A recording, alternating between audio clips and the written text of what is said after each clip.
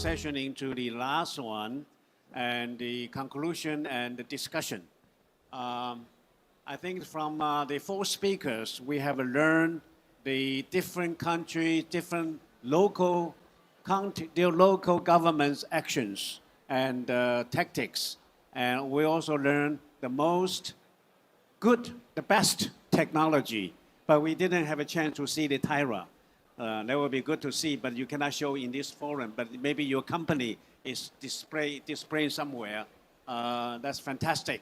Okay, you know, when normal times, I always think life is robust.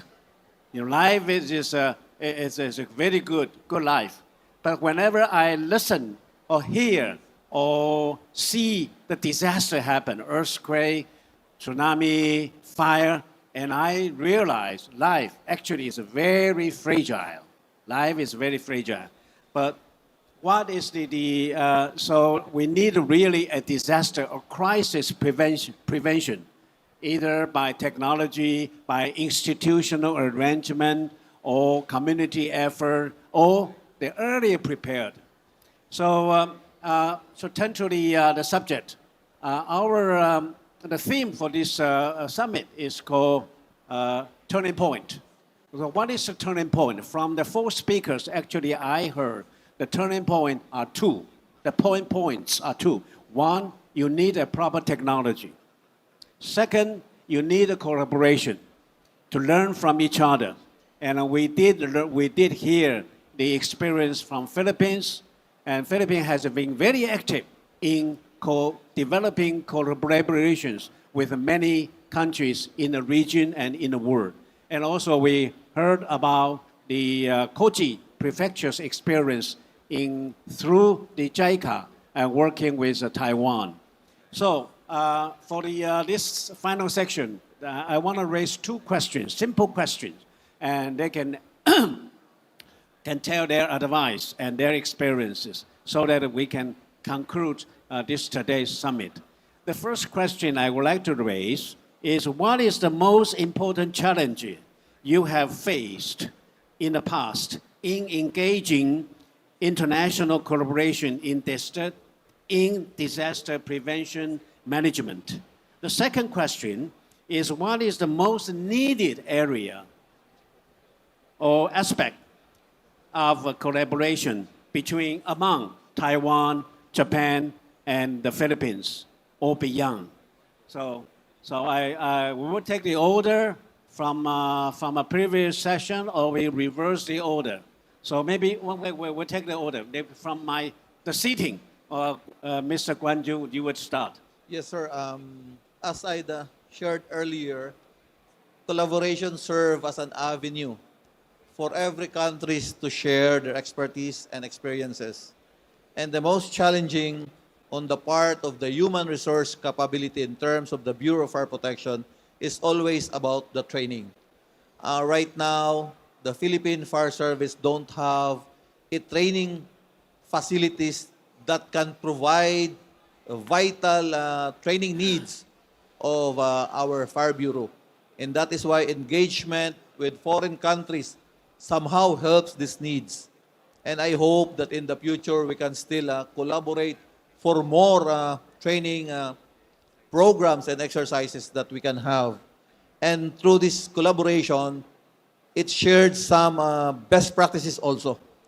And I really salute the NFA Taiwan for always sharing to us the best practices. It's a reality for the Philippine Fire Service that we lack this kind of information and trainings. And we hope that in the future we can engage also by deploying our human resource and helping countries who are suffering from disaster.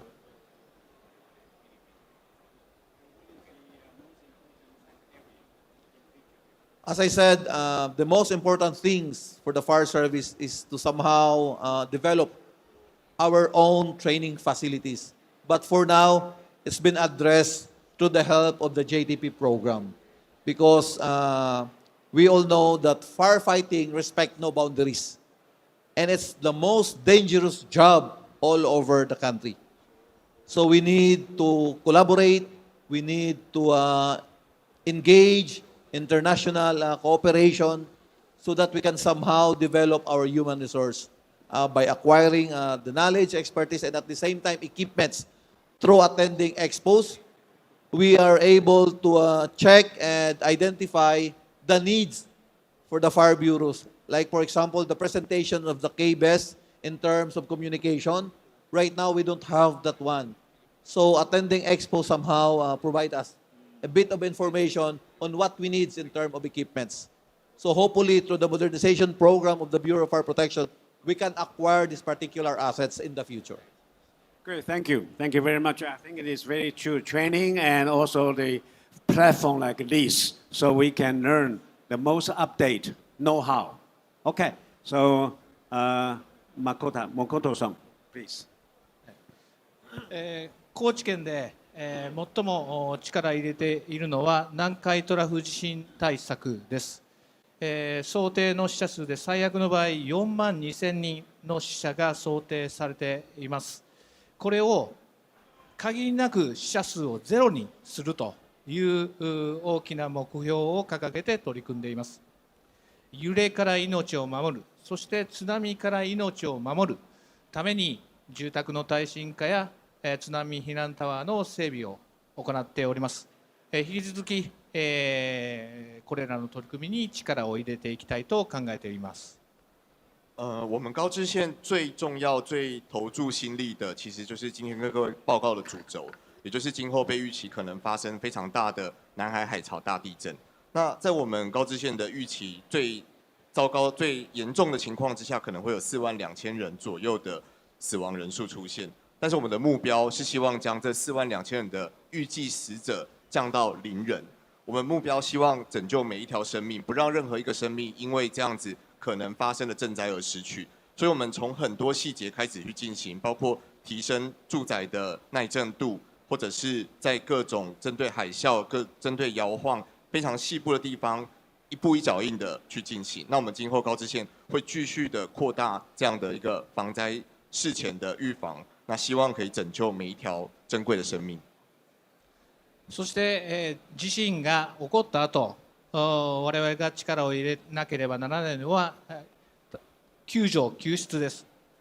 その時に、日本のみならず近隣各国からの支援の受け入れが重要となってまいりますので、そういった海外からの支援に対する訓練もこれから力を入れていきたいと考えております。那当然，我们不能够去防止，我们不能够去让地震不要发生，所以我们也非常针对当地震灾害发生之后，要怎么样在最快的速度之下去救出宝贵的生命，或者去救助需要协助的居民人民。那我们也会努力的加强我们在训练方面的各种措施。当地震发生之后，以最快的速度去接受邻近各国的协助，那希望可以跟各国齐心协力，来为我们高知县做出更完善的预防震灾的一个事前措施。ぜひ、今後とも連携をよろしくお願いしたいと思います。那也希望各国今后能够多多的跟日本交流，互相的协助，让我们一起来将灾害的损失减少到最低。那个，请问一下，最重要的这个合作的领域是什么？在未来。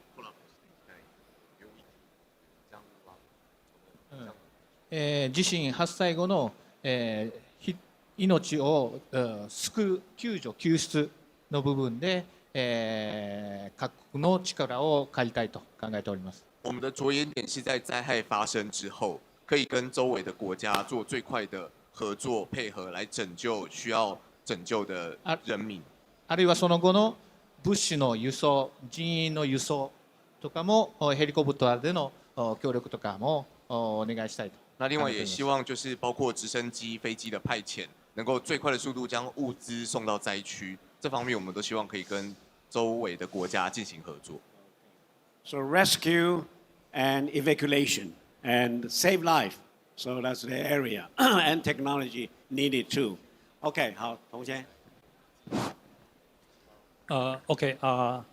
We will do our most to promote the best communication and navigation technology to the world we can help many countries on disaster prevention and rescue. We hope that the human being can be all safe.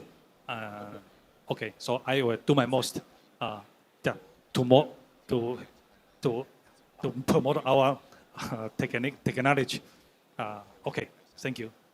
Well, I think the best way for you as a inventor and a company to lower down the price and to sell to our friends in the area, right? Okay. Okay, now. Yeah, I think the most problem is the transparency.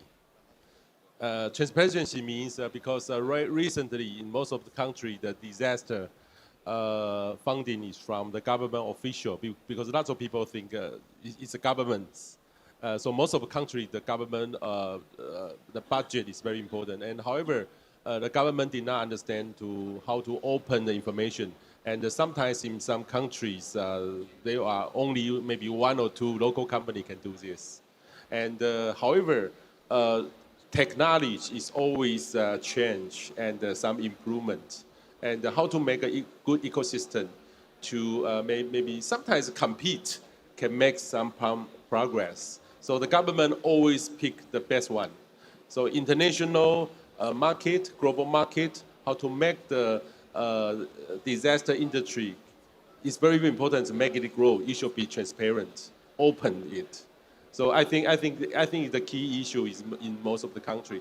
And the second one is when we want to do such as kind of the ecosystem, we should have open all of the scenario what we can have. For example, the extreme scenario or what kind of technical things we should need. So open the scenario and open the budget to the public to let everybody know to jump into the market. Such as kind of the